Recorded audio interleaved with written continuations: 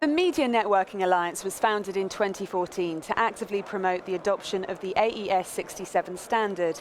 The M&A is open to any company or individual working towards this same goal. Well, Marty Sachs is the Vice President of Sales, Support and Marketing at Telos Alliance, and he joins us now in the studio. Great to have you with us here at IBCTV. Thanks for having me. I appreciate it. You're on the board, of course, of the M&A. Can you tell us a bit more about what the Alliance does? So the Alliance was founded to promote the AES67 standard. Audio over IP is a relatively new concept in our industry, and a number of companies, both manufacturers of broadcast equipment as well as high-profile users like the BBC, thought that an organization that was focused on helping people know more about it and help to continue to propel the standard forward would be a really useful thing. So that's why we founded the organization. So what has the M&A been doing at IBC? So IBC, we have a demonstration here in Hall 8 where we show interoperability between three different primary, actually four primary AoIP standards. One of those being our company's Livewire standard, one of those being Dante, which has been heard of before, obviously. There's also the Ravenna AoIP standard, as well as QSC's QLAN. So there are four different demonstrations. We have different manufacturers, equipment, all working together on a single network using AES67. Of course, there's quite a lot of action here at the show with regards to the AES67 interoperability standard. As the inventors of AoIP of broadcast, can you give us an update there on what's happening? So what's happening now is that the standards as they are have been very well developed. It's almost like people are figuring out what's already been done. And that's good news because there's not a lot of, oh, you left something out, oh, you forgot something. It's much more of a, how do I make this work in my facility? And in a situation like that, it makes our job easier because we've already done the hard work and the hard thinking. It's just a matter of, helping people understand how it matters to them and what it can do for them. And really, it's about workflows. It's about simplifying workflows and reducing the cost of facilities. So that's the easy part right there. It's just now, how do I use it? So what is the difference between AoIP protocols? Seems like manufacturers all have different versions of the AES67. So it's an interesting question. The difference between the protocols is somewhat, it's maybe not so obvious.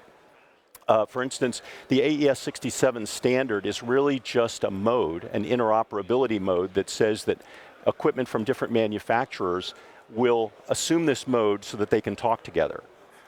Whereas the difference between the protocols themselves could be as significant as being able to actually advertise the different streams that are on the network and find those. That's called discovery. Some standards have that very well defined, some don't. Some standards have the ability to control external equipment very easily within the protocol, and some don't.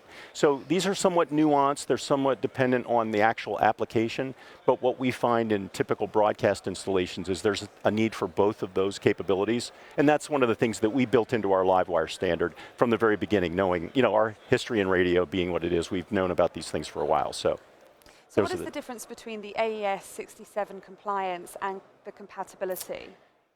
This is a pretty subtle point. When we say that something is AES67 compliant, it means it really checks all the boxes. So you take the standard, you lay it out, and you say, does it do this, yes or no? Check, or not, or no check. So a compliant product will check all those boxes. In other words, it's fully, basically fully following the AES67 standard.